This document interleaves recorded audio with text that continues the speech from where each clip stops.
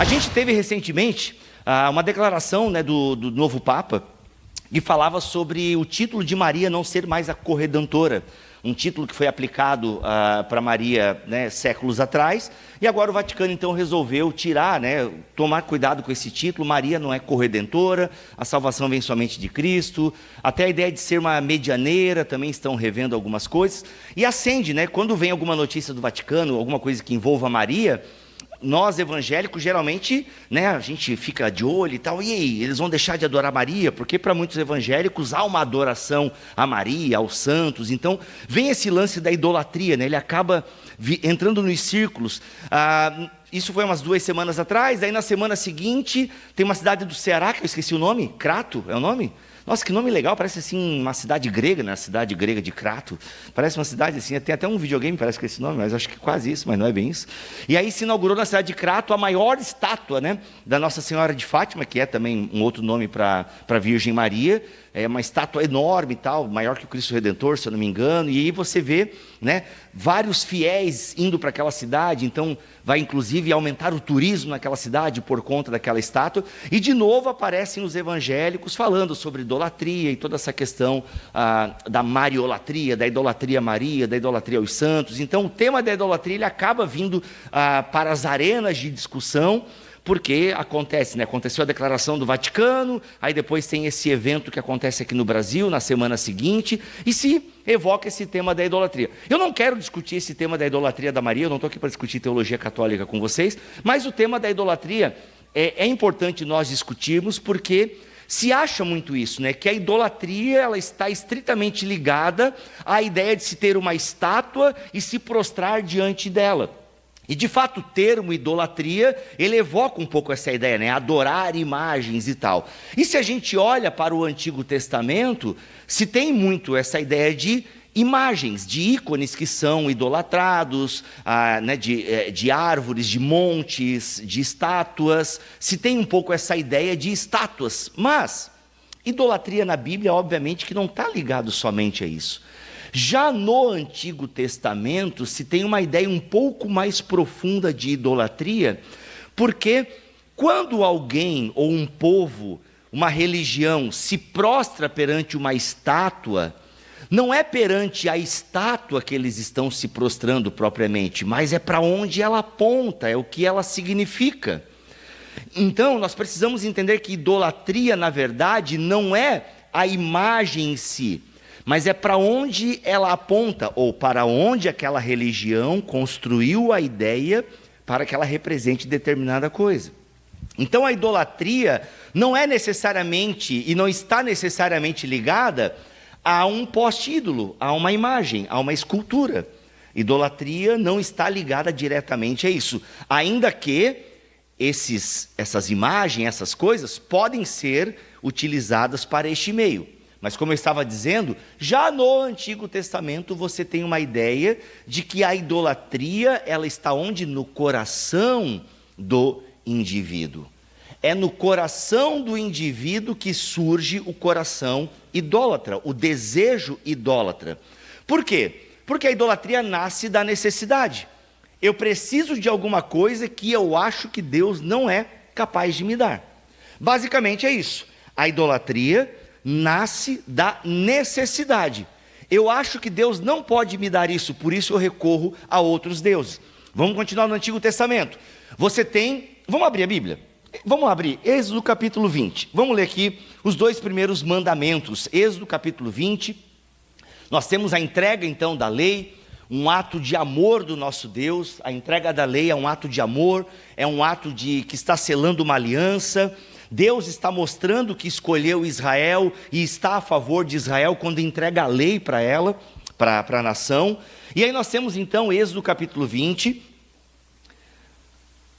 que diz o seguinte: Deus desce, né? Deus desce.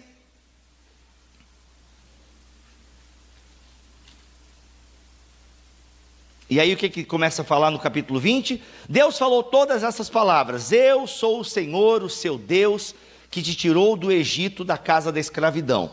Ou seja, primeiro ele coloca o seguinte: olha, não é qualquer Deus que está passando orientações para vocês. Não é qualquer Deus.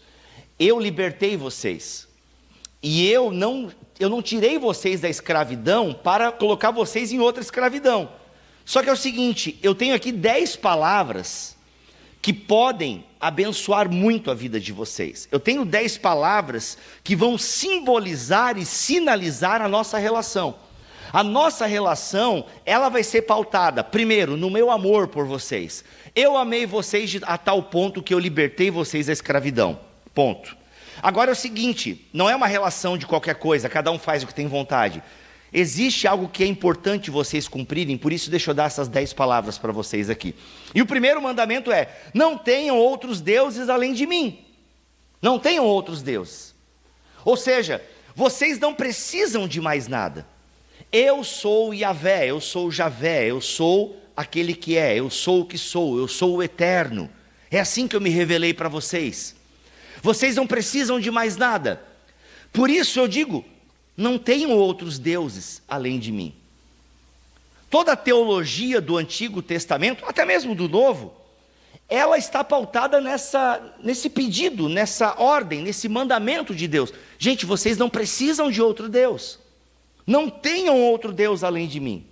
Inclusive Lutero vai dizer que a nossa desobediência e o descumprimento dos mandamentos, do catecismo e até mesmo os falsos deuses que vamos criando em nosso coração, Lutero não usa essa expressão, mas fala de idolatria, é justamente o descumprimento do primeiro mandamento.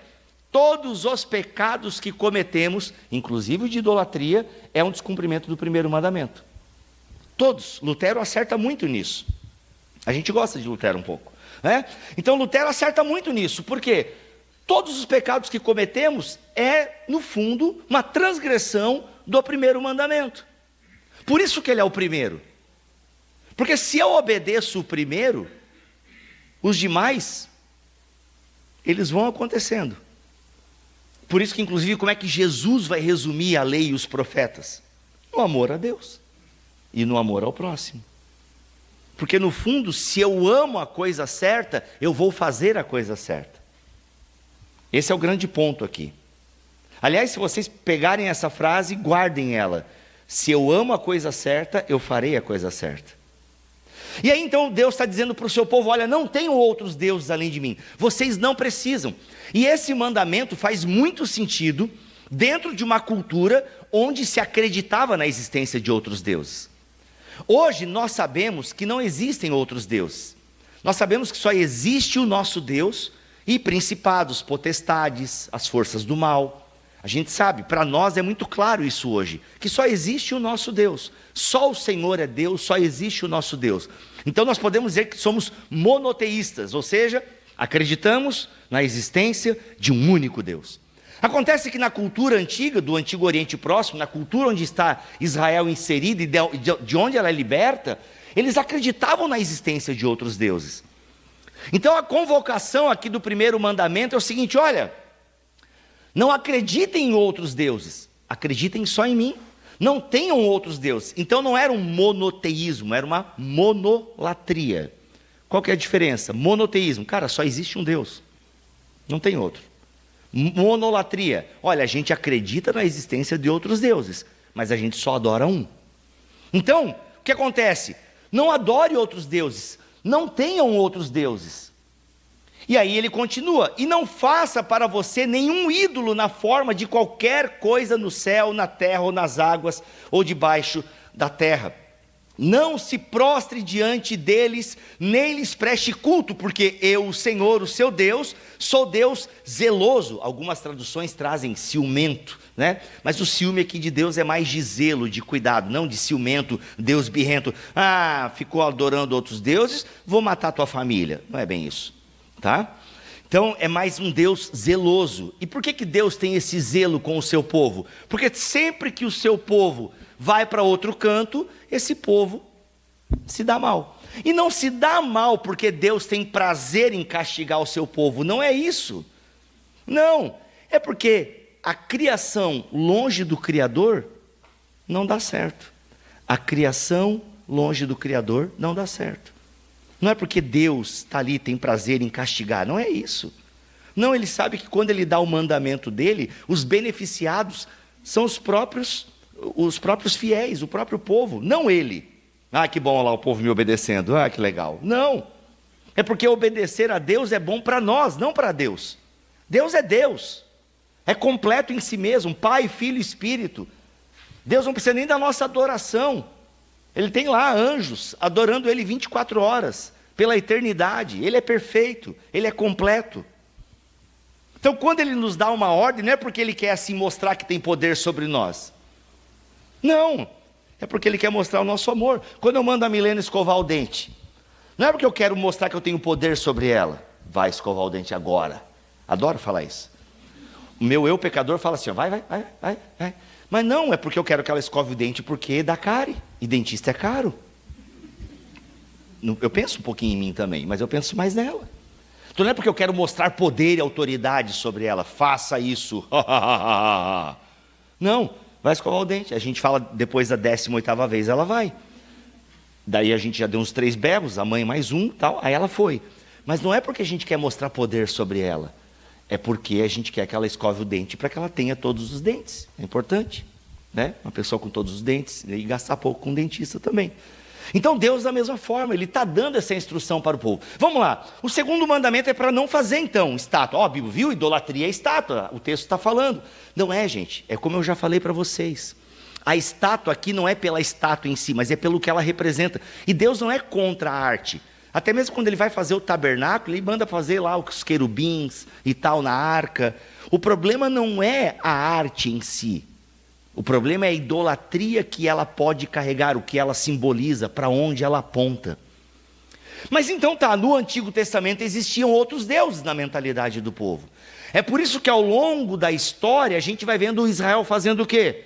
Será que vai chover? Rapaz, eu acho que Javé não dá chuva. Vamos então para Baal? Baal dá chuva.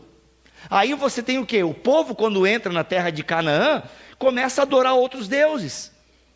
Principalmente Baal, Astarte. Lembre-se, a idolatria nasce da necessidade. Eu acredito que Deus não pode dar isso para mim, por isso eu recorro a outro Deus. Eu acredito que Deus não é suficiente, vou recorrer a outro Deus. A idolatria nasce da necessidade. Mas vamos lá, a gente tem isso no Antigo Testamento, muitas árvores, montanhas, estátuas e tal. Só que já no Antigo Testamento, a gente vai ler em Ezequiel capítulo 14, onde o profeta fala para o povo, e Deus fala por meio do profeta, Ezequiel capítulo 14, um texto muito importante para o teor da nossa mensagem, que ele vai dizer o seguinte: olha, vocês estão, numa linguagem mais atualizada, fabricando ídolos no coração de vocês. É de Ezequiel 14 que Calvino vai tirar a célebre frase, né? O coração humano é uma fábrica de ídolos. Ou seja, vocês fabricam deuses, ídolos no coração de vocês. Abacuque vai falar de pessoas que confiam em carros e cavalos. Ou seja, já no Antigo Testamento se traz um pouco essa ideia de que a idolatria, ela vai muito além de acreditar que aquela estátua representa alguma coisa. Não, já tem uma ideia de que dentro do meu coração há uma predisposição para se criar deuses, ou seja, eu preciso dar um jeito na minha vida. Quem é que vai me ajudar se Deus não vai? Deus parece que não está muito interessado em me ajudar. Qual é o Deus que vai me ajudar? E muitas vezes esses deuses são criações do próprio ser humano. Ou o ser humano tenta dar um jeito na sua própria vida. Por quê? Porque esse é o pecado primordial do Éden. Esse é o pecado primordial do Éden. O pecado primordial do Éden é o quê? Deus, a gente quer ser como tu. Sabe por quê? Porque a gente não quer depender de ti. Adão e Eva estavam dizendo isso. A gente não quer depender de ti. A gente quer decidir nós o que é bom. Nós agora vamos ser a medida das coisas, não a tua palavra, não a tua lei. A idolatria já nasce lá no Éden. A idolatria nasce em Gênesis 3, quando o ser humano acha que Deus não é suficiente na orientação que Ele pode dar. Então percebam, a idolatria nasce da necessidade. A idolatria é quando no meu coração eu acredito que Deus não é suficiente.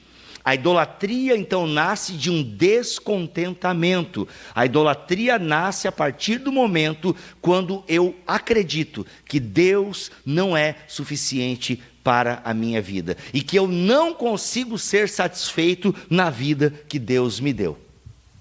Aí nasce a idolatria. É por isso que a idolatria no Novo Testamento, ela vai ganhando já um caráter um pouco diferente, e a figura do dinheiro ganha um certo aspecto proeminente no Novo Testamento. Ou seja, o dinheiro que carregava consigo poder, sexo e tantas outras coisas. Ou seja, o dinheiro, inclusive, ele passa a ser o grande rival de Deus no Antigo Testamento, no Novo Testamento. O dinheiro passa a ser o grande rival, gente, entenda o que eu quero dizer com rival. Nada pode rivalizar com Deus. Não existe uma luta de igual para igual, né? Não existe yin yang, não existe igual uma figurinha que tinha no tempo do Facebook, não sei se vocês lembram, mas era Jesus e o diabo numa queda de braço. Lembra? Essa figurinha passou no Facebook de vocês? Obrigado, 3 pessoas tinha a figurinha. Mas tinha essa figurinha ridícula. Jesus numa queda de braço com Satanás. Não existe queda de braço. Não existe uma luta de igual para igual. Não existe. Ele já é vencedor, ele já venceu.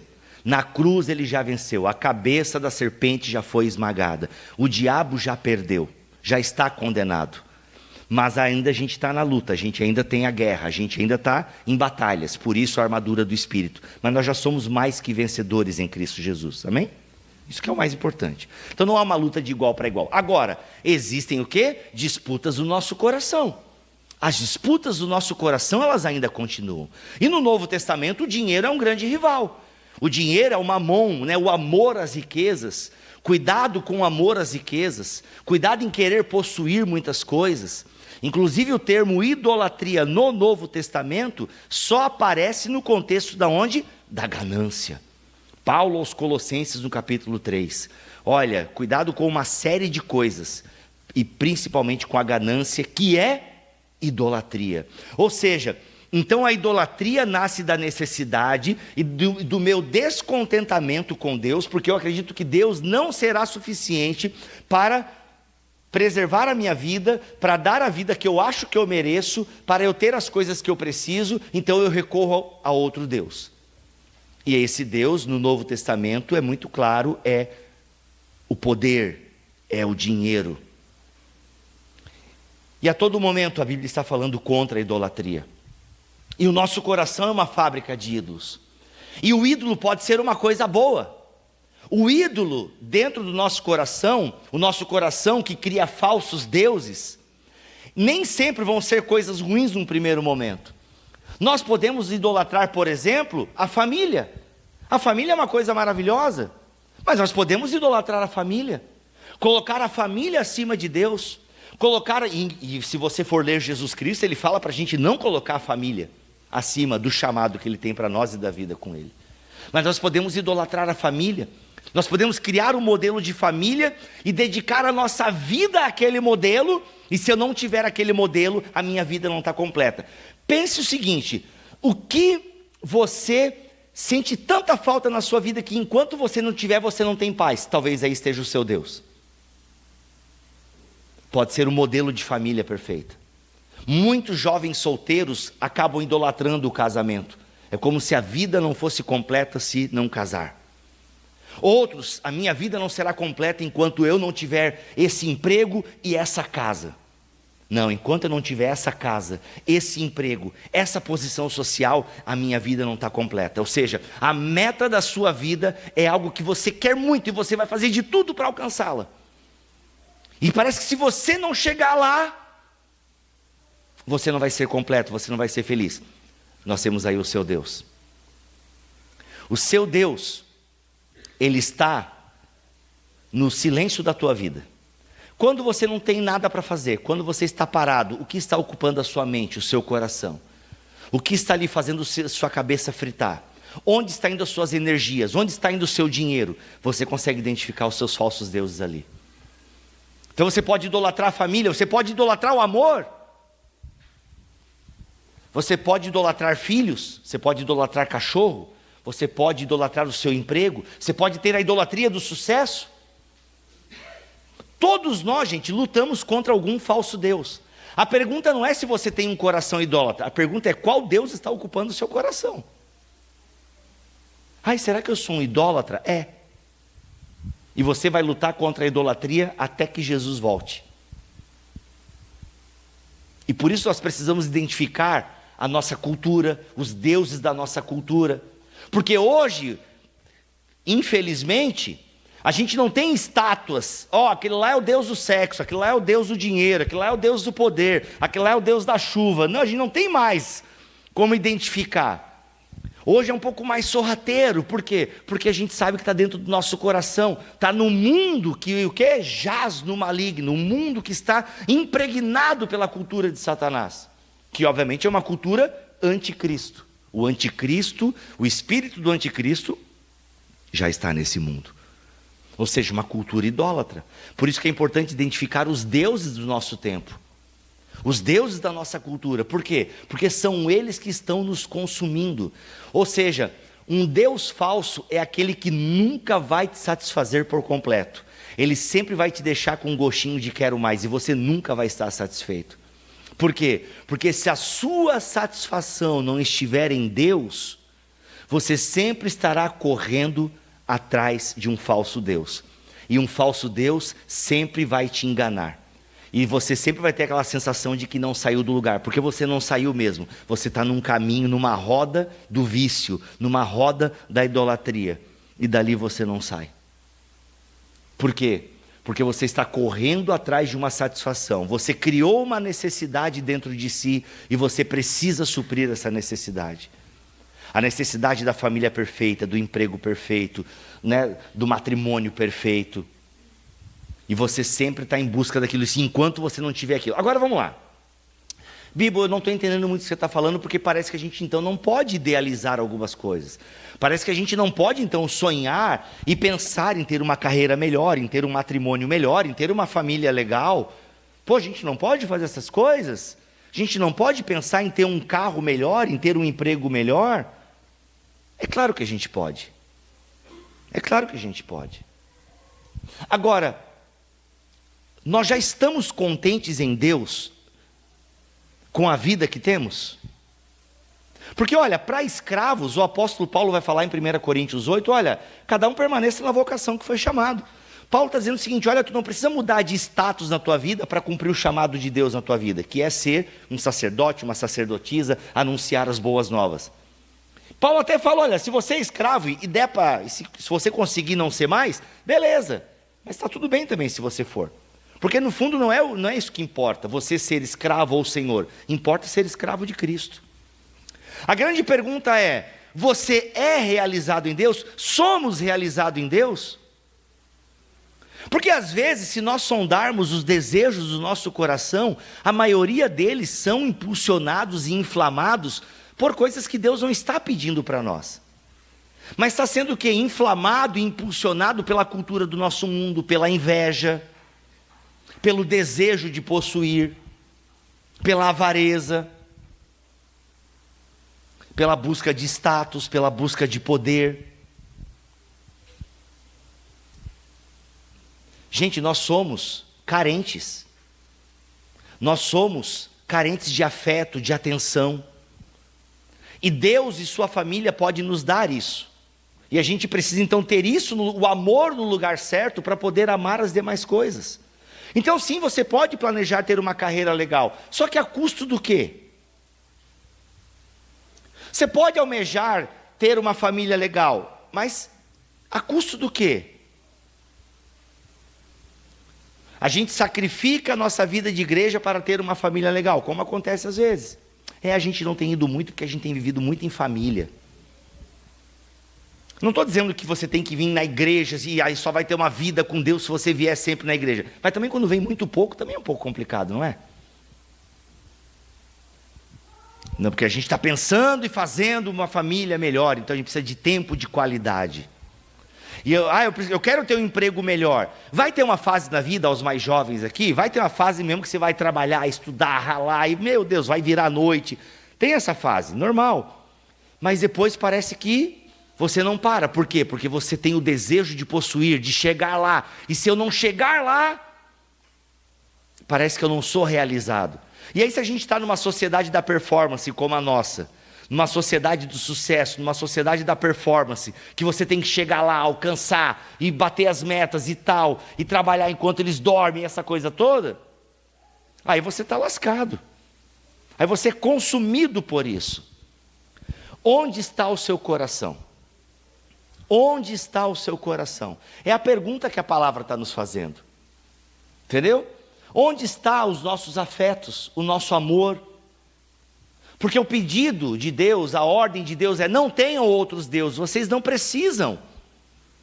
Vocês são completos em mim, vocês não precisam ter outros deuses. Por que vocês estão procurando? Não façam imagens, não façam altares, porque todo Deus cobra o seu preço. E se tem uma coisa preciosa nossa hoje, é o nosso tempo. Ou seja, onde está o nosso tempo, talvez ali esteja o nosso Deus. Não é algo de se pensar? Onde está o nosso tempo, ali está o nosso Deus. Então por isso que a gente precisa pensar e planejar a nossa vida diante desse Deus. Então sim, eu posso amar as coisas, mas não amar mais do que eu amo a presença de Deus e a satisfação em Deus. E gente, isso não é fácil. O contentamento que Paulo vai falar a Timóteo, sabe? Nós buscarmos o contentamento. Quando ele escreve a Timóteo no capítulo 6, acho que é na primeira carta, mano, ele está falando: cuidado com as riquezas. Olha, o amor ao dinheiro é a raiz de todos os males. O amor ao dinheiro, por isso que fala tanto de dinheiro no Novo Testamento. O pessoal até brinca assim, né? O pessoal que dá curso de finanças fala assim: não, porque a Bíblia fala mais de dinheiro do que de oração. Verdade, pode ser que sim. Mas é que o dinheiro é o rival de Deus, principalmente no Novo Testamento. Por quê? Porque ele é um Deus que nos traz segurança, entendeu? Nos traz poder, nos traz acesso, nos traz paz, nos traz conforto. Ou seja, quantas vezes você olha o seu extrato bancário por mês? Tem uns que não, cara, eu olho todo dia porque por necessidade mesmo, para não passar, para não dar ruim. Outros talvez olham porque ali está a minha segurança. A minha segurança está aqui, na minha poupança. Poupança é pecado? Claro que não. Previdência privada ou investimentos, claro que não são pecado.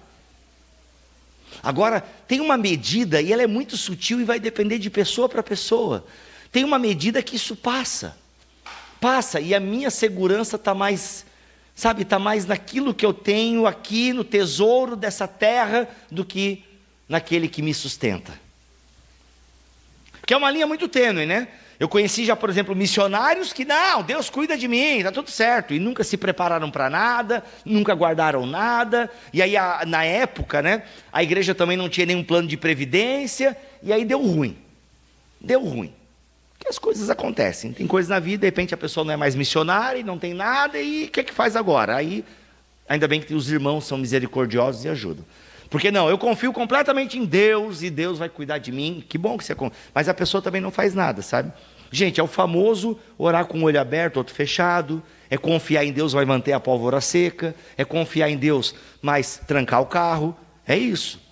Então sim, no mundo que a gente vive, a gente precisa fazer planejamento, precisa calcular as coisas, mas sabe, há uma linha que passa um pouco, já não é mais só calcular, não é mais uma prevenção, já é tipo assim, ó, my precious. É uma coisa assim, tipo, eu preciso ter isso. Não, olha, eu tenho o controle, está tudo aqui, tal, milimétrica. Não, é porque eu sou cuidadoso. Mas sabe quando o cuidado passa do limite, e não, está aqui, ó, tudo planilhado aqui, ó, se acontecer isso, e tal. Porque a confiança está no planejamento. A confiança não está em Deus. Mas viu, então é pecado se planejar? Claro que não, é maravilhoso se planejar, e é bom. Mas vocês estão entendendo a sutileza? A sutileza, onde está o meu cuidado, onde está a minha confiança, quem cuida de mim, o meu saldo, o meu cônjuge, os meus filhos, onde está a minha satisfação, onde está a minha alegria? E isso não é fácil muitas vezes de discernir dentro de nós, né? Porque, cara, qual que é a linha do cuidado e a linha do desleixo? Sabe, onde está o meu cuidado, onde está o desleixo, não cuido de nada, e tem que tomar cuidado com isso. Só que nós precisamos do quê? Precisamos confiar em Deus e ter o quê? alegria em Deus. O John Piper vai falar do hedonismo cristão, né? O ter prazer em Deus. E isso é muito difícil. Por quê? Porque a gente vive cercado nesse mundo, nas coisas desse mundo. E aí, por isso, que o apóstolo Paulo vai nos orientar, tá? Para a gente pensar nas coisas do alto. Tá? Se a gente ler lá, abra lá sua Bíblia em Colossenses, no capítulo 3. Olha só. Abra lá sua Bíblia em Colossenses, no capítulo 3. Percebam, a idolatria nasce da necessidade, e nasce de uma necessidade que eu tenho, ou eu crio, eu acho que tenho, e ela nasce também dessa necessidade que eu crio, porque eu não acredito que Deus seja suficiente para me dar, e eu preciso disso, porque sem isso eu não sou feliz. Temos aí a idolatria. A minha confiança, o meu tempo, a minha disposição, eu vou colocando nessas coisas. Então, e todos nós lutamos contra algum Deus falso. Todos nós lutamos contra algum Deus falso. Como é que eu luto então? Quais são as armas para eu lutar contra a idolatria? Se o meu coração é uma fábrica de ídolos, se o meu coração está produzindo a todo momento um distanciamento do meu Criador, quais são as armas que eu tenho para lutar contra isso? Bem, um falso Deus não sai com conhecimento. Eu ouvi a pregação, agora estou livre da idolatria. Li o livro do Tim Keller, Deuses Falsos, estou livre da idolatria. Conhecimento, obrigado porque me salvaste. Não, conhecimento não salva. Se fosse assim, pessoas com alto conhecimento bíblico não praticavam idolatria, não pecavam. Não é o conhecimento que te tira da idolatria, é a adoração. Porque só a verdadeira adoração tira a adoração falsa. Então a gente precisa destronar esse Deus falso e colocar o Deus verdadeiro no lugar. Ou seja, a minha devoção, a minha alegria, o meu contentamento vai estar no verdadeiro Deus.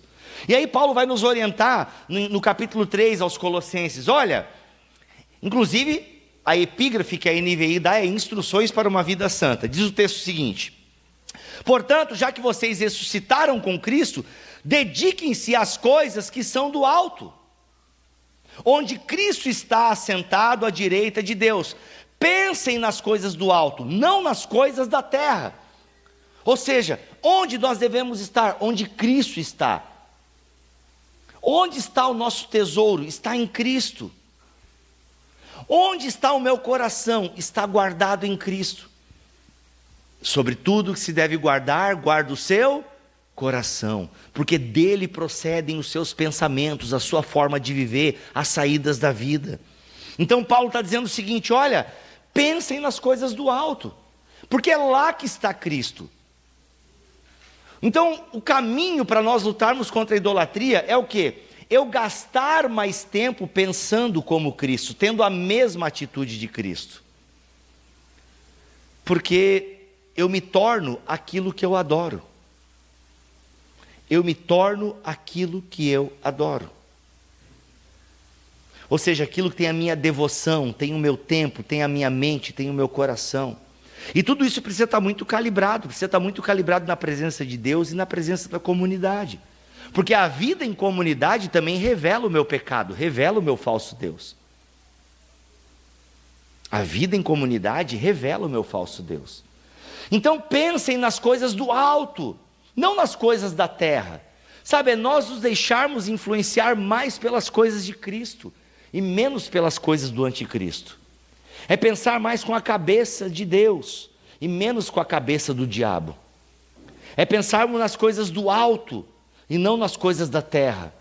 É algo mais elevado, é um caminho mais elevado. Por quê? Porque quando eu estou com a minha cabeça, com o meu conhecimento, com o meu coração, quando eu estou amando as coisas certas, ou seja, eu estou amando a Deus e eu amo a Deus acima das coisas, aí eu tenho o meu amor ordenado.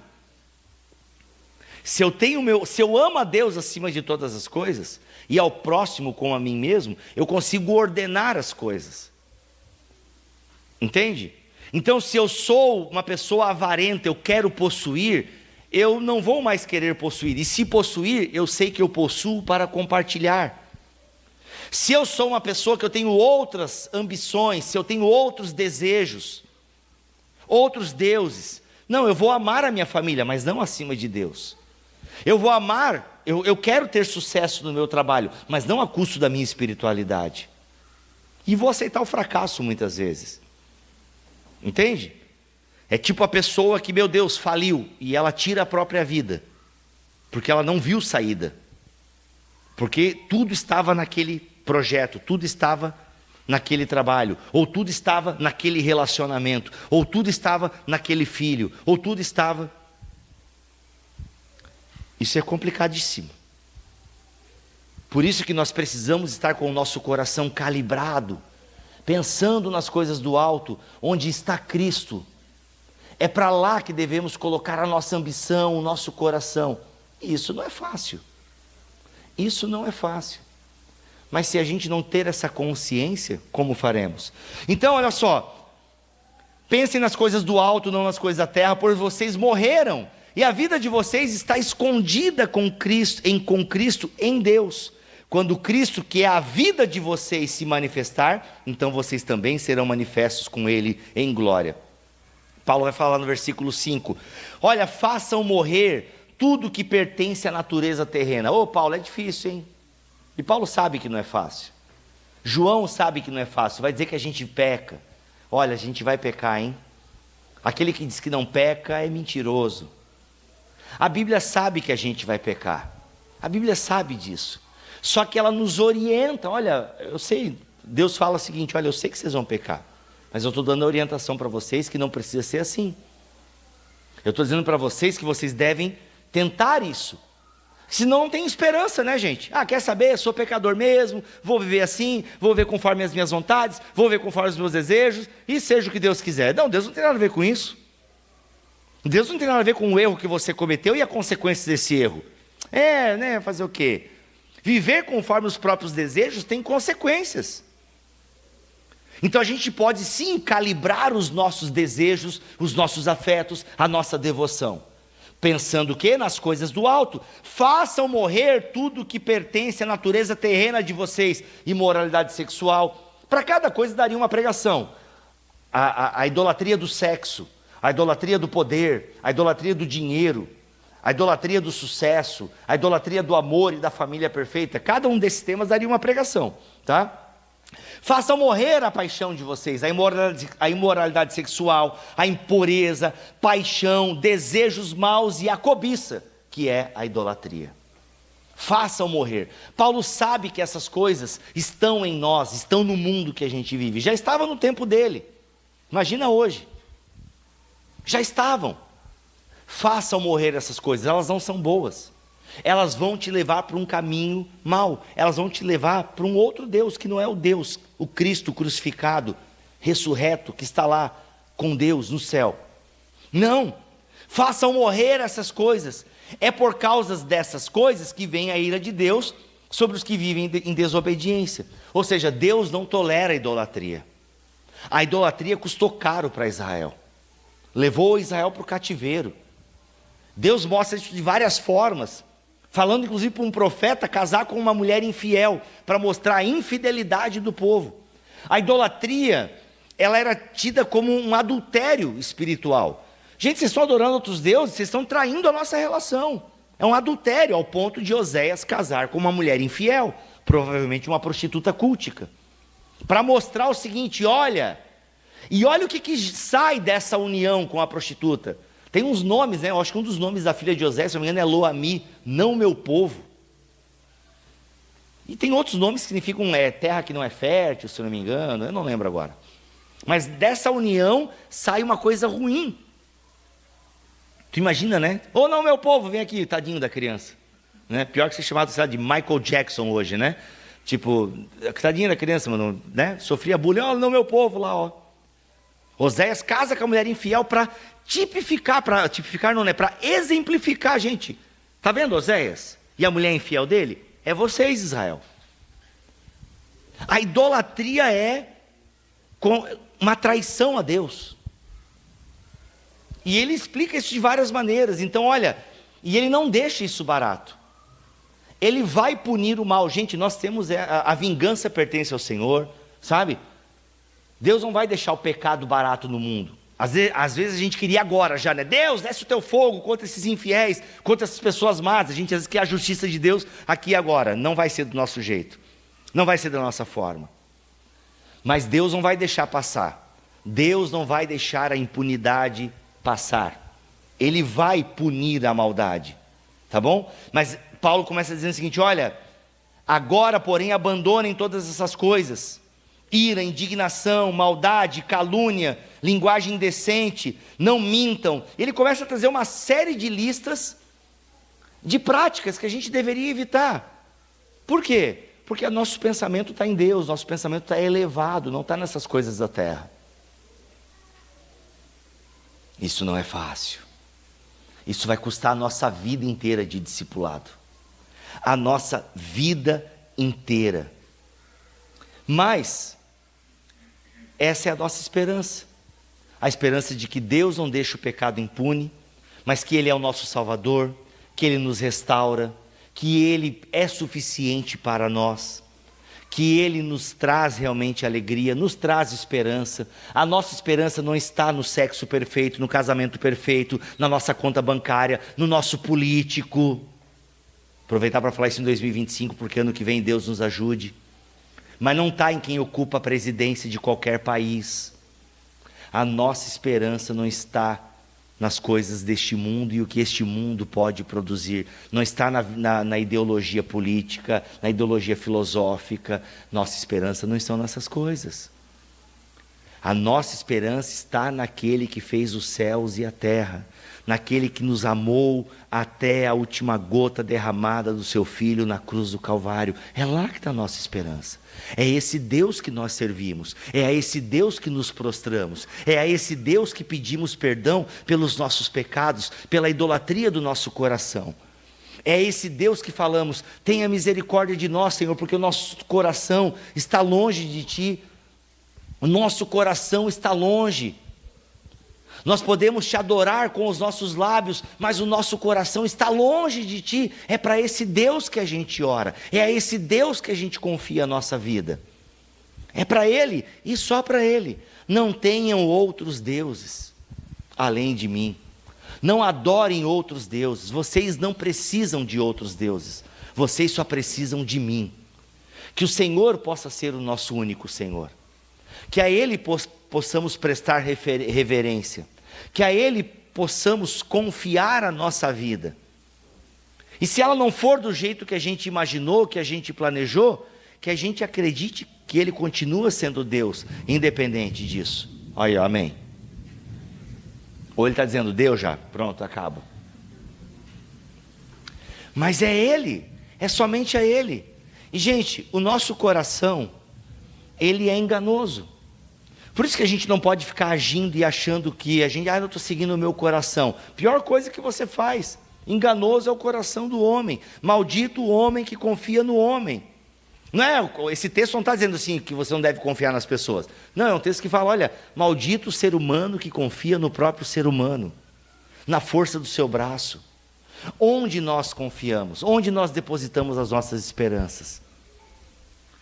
Deu para entender, gente? Eu posso planejar, eu posso pensar a minha vida, eu posso sonhar as coisas, eu posso ter, eu posso almejar, mas faça isso diante de Deus.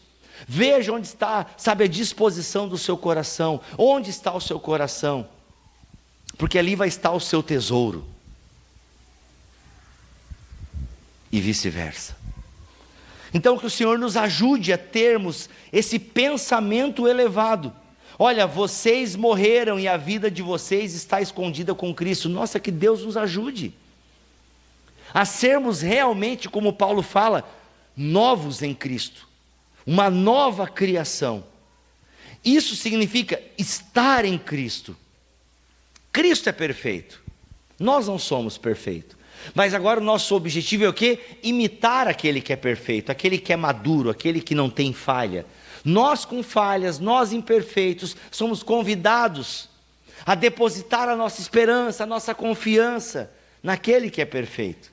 E olhar para ele assim: olha, o meu alvo é Cristo. Não tem a música que a gente canta? Meu alvo é Cristo. É isso, nosso objetivo é olhar para Ele. É olhar para Ele, é seguir a Ele.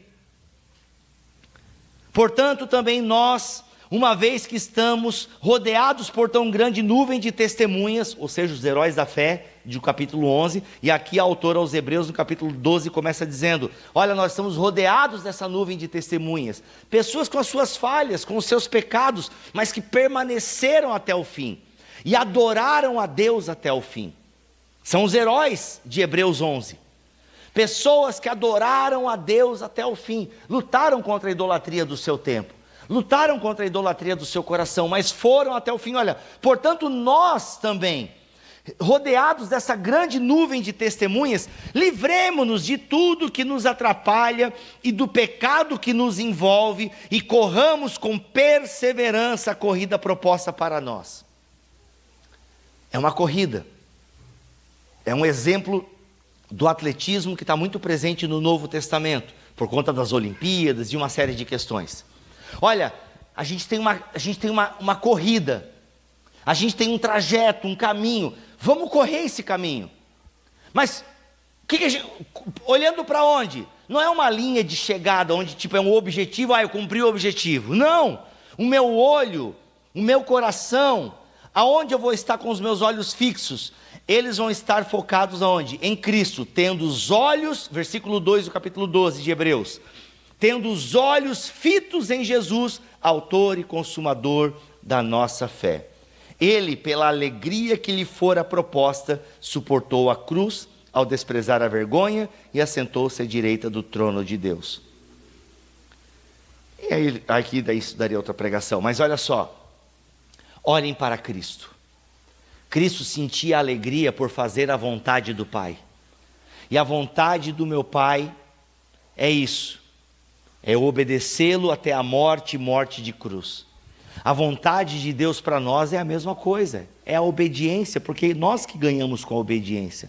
A vontade de Deus é que a gente corra o caminho, a gente vá essa jornada, a gente trilhe o caminho, olhando para o Filho dele, que nos dá a fé suficiente para termos acesso a esse Deus Salvador, que nos livra de um coração idólatra, e nos livrará em algum momento. Mas enquanto esse momento não chega, a gente mantém o quê? O olho fixo nele, porque se a gente começa a olhar para o outro lado, a gente se desvia. Quando eu olho para Cristo, que é o caminho, a verdade e a vida, ali eu tenho a minha motivação da corrida, porque eu estou olhando para Ele, não para outros deuses, para outros desejos. Não, a alegria de Cristo deve ser a mesma alegria minha. Ele, pela alegria que lhe fora proposta, suportou a cruz. Qual é a alegria de Cristo? Saber que estaria de novo com o Pai. Ele suporta a cruz porque sabe que estaria com o Pai, que o Pai não desprezaria o sacrifício dele. Não à toa não desprezou, o ressuscitou dos mortos. Qual é a promessa para nós? Ressuscitaremos dos mortos. Ele é o cabeça dos que dormem. Ele é o primeiro. Nós somos os próximos. Há uma esperança que vai além desse mundo. A nossa esperança não está aqui. A nossa esperança está naquele que criou tudo isso.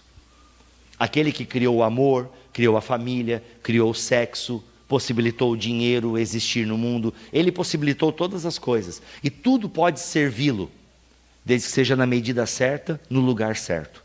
Quando o nosso amor não está nele, amamos as coisas de forma errada. Quando amamos, amamos as coisas de forma certa. Por isso, amá-lo sobre todas as coisas. Porque quando eu amo acima de todas as coisas, todos os demais afetos são ordenados. Que o Senhor nos ajude a termos um coração nas coisas do alto, o nosso pensamento nas coisas do alto, a termos a mesma atitude de Cristo, como Paulo fala aos Filipenses no capítulo 2, a partir do versículo 5. Que Ele nos ajude a termos os olhos fitos em Jesus Cristo, autor e consumador da nossa fé. Oremos. Pai, em nome de Jesus, diante da Tua presença, nós Te pedimos perdão, Senhor, porque o nosso coração se desvia facilmente de Ti. Facilmente somos tomados por desejos que não Te agradam, por desejos desordenados. Facilmente, Senhor, somos dominados pelo desejo exagerado da carne, o desejo exagerado dos nossos olhos, pela cobiça, pela avareza. Facilmente, Senhor, somos dominados pela falsa segurança que os deuses deste mundo nos trazem, o poder, o sexo, o dinheiro. Facilmente, Senhor, somos convencidos a acreditar que o Senhor não é suficiente para a nossa vida. Facilmente somos convencidos, Senhor, de que o Senhor não dará conta de sustentar a nossa vida, e por isso corremos atrás de falsos deuses. Por isso corremos, Senhor, corremos como o hamster naquela rodinha, e a gente nunca se sacia. Nós nunca somos saciados, por quê? Porque deuses falsos não trazem paz, deuses falsos não trazem esperança ao nosso coração. Mas bendito seja o Senhor, que venceu todos os falsos deuses, mostrou que não existe outro Deus além do Senhor, e que nós possamos ter esse coração em Ti, pensar nas coisas do alto, pensar com o coração como aquele coração de que está em Cristo, habitando as regiões celestiais, porque nós estamos em Ti. Se estamos em Ti, nós estamos nas coisas celestiais. Que nós possamos ter um coração guiado pelo Senhor, que a nossa esperança possa estar no Senhor e não nas coisas que este mundo possa nos dar. Em nome de Jesus Cristo, Senhor, que o nosso coração esteja alinhado ao Teu, que possamos Te amar acima de todas as coisas, para que todas as coisas sejam amadas de forma correta por nós. Em nome de Jesus, amém e amém.